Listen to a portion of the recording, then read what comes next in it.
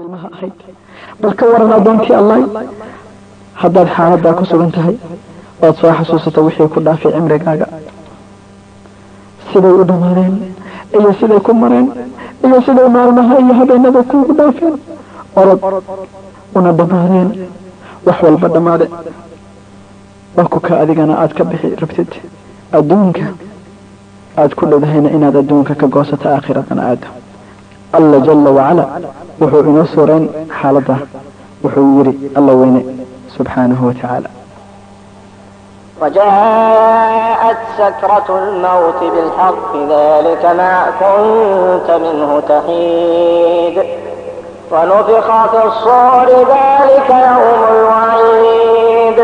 وجاءت كل نفس معها سائق وشهيد لقد كنت في غفلة من هذا فكشفنا عنك غطاءك فبصرك اليوم حديد وقال قرينه هذا ما لدي عتيد ألقيا في جهنم كل كفار عنيد مناع للخير معتد مريب الذي جعل مع الله إلها آخر فألقياه في العذاب الشديد قال قرينه ربنا ما أطغيته ولكن كان في ضلال بعيد قال لا تختصموا لدي وقد قدمت إليكم بالوعيد ما يبدل القول لدي وما أنا بظلام للعبيد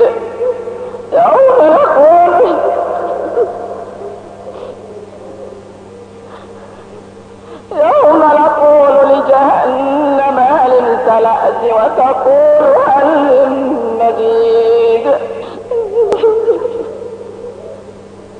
أزلفت الجنة للمتقين غير بعيد هذا ما توعدون لبن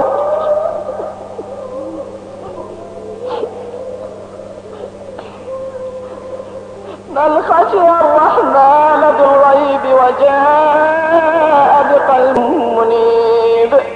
ادخلوها من ذلك يوم الخلود لهم ما يشاءون فيها ولدينا واسيدا دماتك يا قبقبدا الموتكي ما قرانيسيد waxa aad sameyn aqligu isku darsamo qalbiguna isdhaxyaaco agihiina ay qaboobaan wuxuuna bilaabay inuu ruuxda siibo sibida ruuxdana ka daran oo ka xanuun badan bir madaxa la isaga garaaco ama jeedal adag oo la isku jeedaliyo bal ka xanuun badan oo ka daran minshaar qofka laba gobol looga kala dhigo waayo qofku wuxuu dareemaa xanuun markay jirku wax soo gaaraan dhibaato ah jirka oo ruuxda la xiriira darteed bal ka waran haddii marka laftigeedii la siibayo addoontii allah adigu xaaladdaa ku sugan markii laga saaro naftaadii jirkaagii oo meyd xun noqoto aan wax nuuxsi ah lagu arag dadkuna ilmeeyaan oo dhammaan yidhaahdaan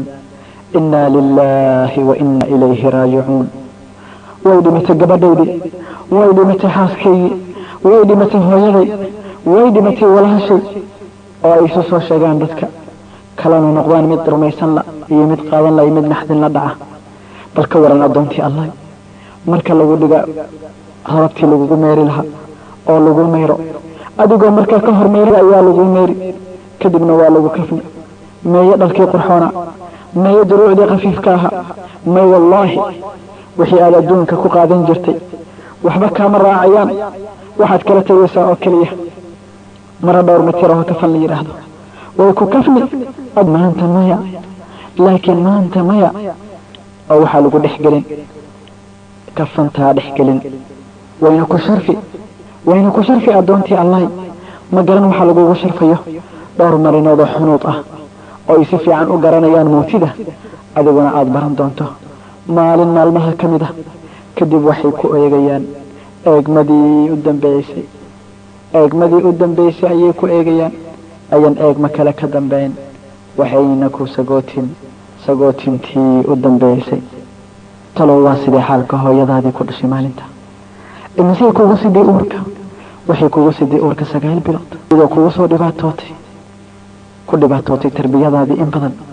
haddii ay daal iyo ciriiri iyo culays dareento waxay fiirin jirtay wejigaaga wanaagsan markaasay ka tegi jireen oo dhaafi jireen dhib iyo daal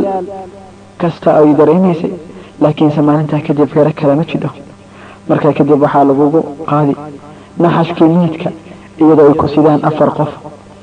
ay ku qaadi addoontii allah waa lagugu tukan markaa ka hor adigaa tukan jiray way ku qaadi oo ku kaxayn adigoo awalta socon jiray kadibna ma garan halka lagu geyn ma waxaa lagu celin gurigaagii may wallaahi ma waxaa lagu celin carruurtaadii may wallaahi ma waxaa lagu celin ehelkaagii iyo ninkaagii may wallaahi waxay ku xambaari daartii dambe waa kaaga dhammaatay dunidii waxay ku geyn qabuurta intee iyo intee baa lagu aasay mowti way ku xambaari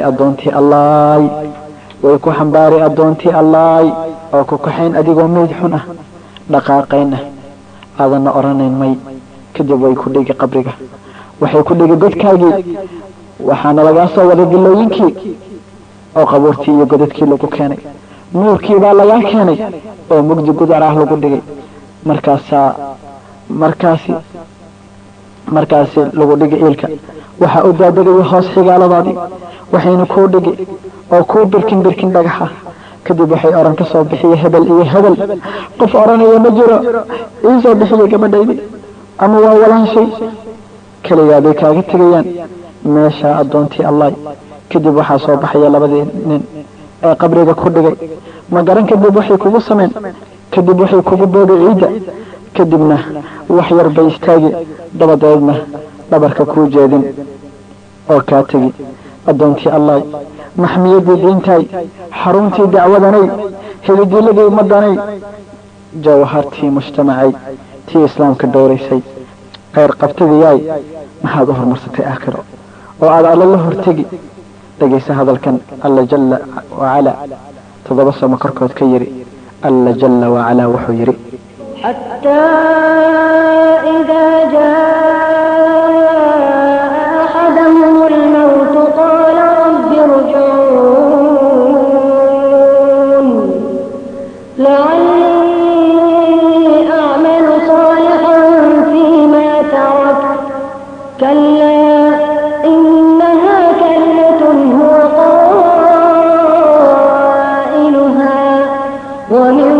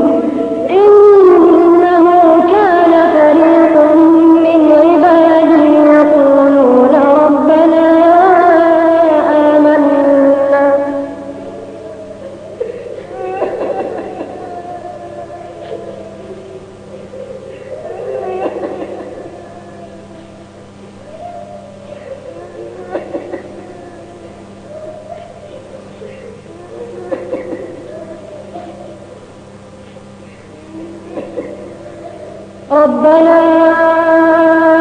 أخرجنا منها فإن عدنا فإنا ظالمون قال اخسئوا فيها ولا تكلمون إنه كان فريق من عبادي يقولون ربنا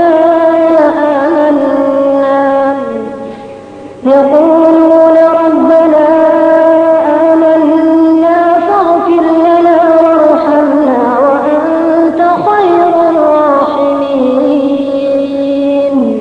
markii suurka la afuufana maalintaas abtirsiinya kama dhexeeyo isweydiinna mayaan kii ay miisaanadiisu cuslaadaanna kuwaasu waa libaaneen kii ay miisaanadiisu fududaadaanna kuwaasuna waa kuwa naftooda khasaariyey oo jahannama dhexdeeda ku waaraya naartaa wejiyadooda gubaysa oo ay dhexdeeda ahaanayaan sow aayadahaygii la idiinma akhriyi jirin oo maydan beenin jirin say yidhaahdeen rabbiyow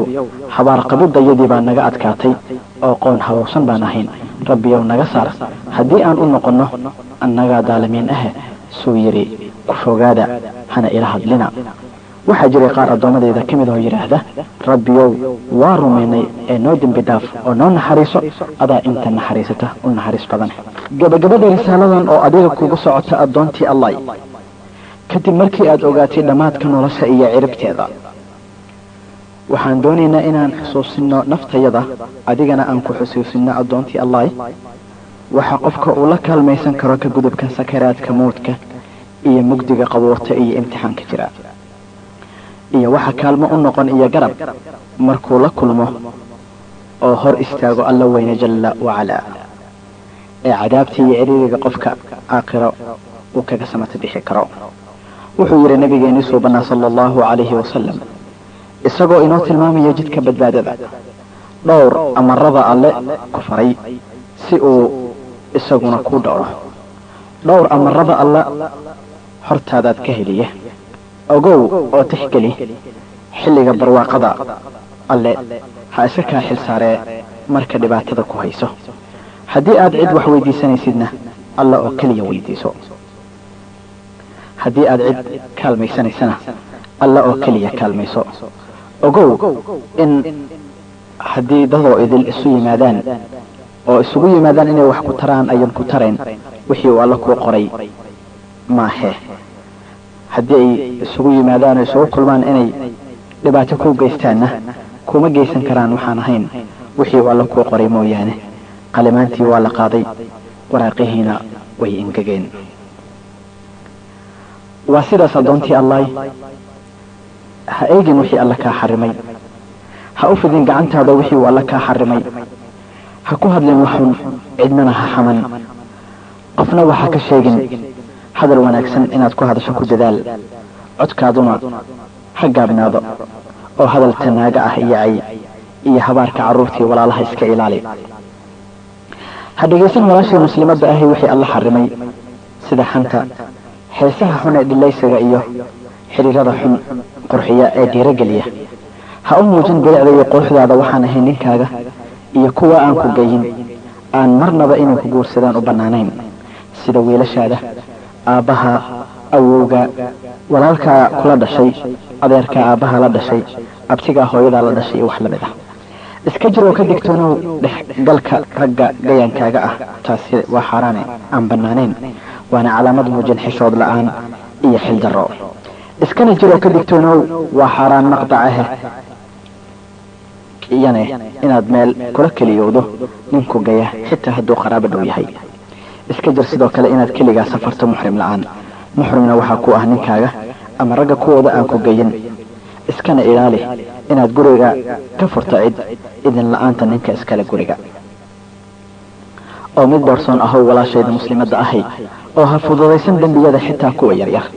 waayo buuruhuba waa quruurux isu tegay walaashayda muslimadda ahay noqotii alla ka baqda sir iyo caadba abaar iyo aaran wuxuu yidhi nabigeennii suubana sala allahu calayhi wasalam wuxuu yidhi alla weyne kor ahaaye ma jiraan wax uu iigu soo dhowaado addoonkayga aan ka jeclahay wixii aan ku fara yeelay ee ilaali salaadaha shanta ah oo noqotii u ilaalisa si dhan oo kaamil ah waayo salaada haddii iyada laga aqbalo camalkaaga kalena waa laga aqbalayaa haddii lagugu celiyana allaynu ka magangeliye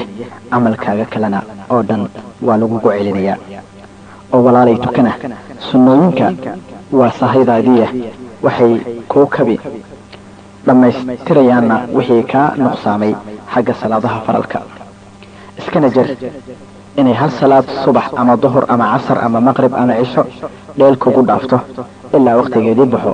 waayo haddii aad salaad keliya adigoo og iska dayso ilaa wakhtigeedii ka baxo waa kugu gaalnimo aad diinta kaga baxayso sida ku cad aayadaha qur-aanka iyo sunnaha nebiga sala allahu calayhi wasalam asxaabtiina ay hadalladoodii ku caddeeyeen xaqiiqdii salaad la-aan waa diin la-aan waa damiir la-aan waa dullinimo iyo darxumo qofka aan tukanna waa u ka litaa daayarada iyo doofaarada ee salaada ogaaw salaada walaashay muslimadda ahay oo hanaankeeda toosi dabadeedna walaashayda muslimadda ahay ka mid noqo kuwa badsada akhrisashada kitaabka alle ee qur-aanka xaraf kasta oo aad akhriso waxaa kugu sugan ajar wuxuu yidhi rasuulkii alla sala allahu calayhi wasalam ulama jeeda alif laamiin baa xaraf ah waxaanse ula jeedaa inuu alif xaraf yahay laamkuna xaraf yahay miimkuna xaraf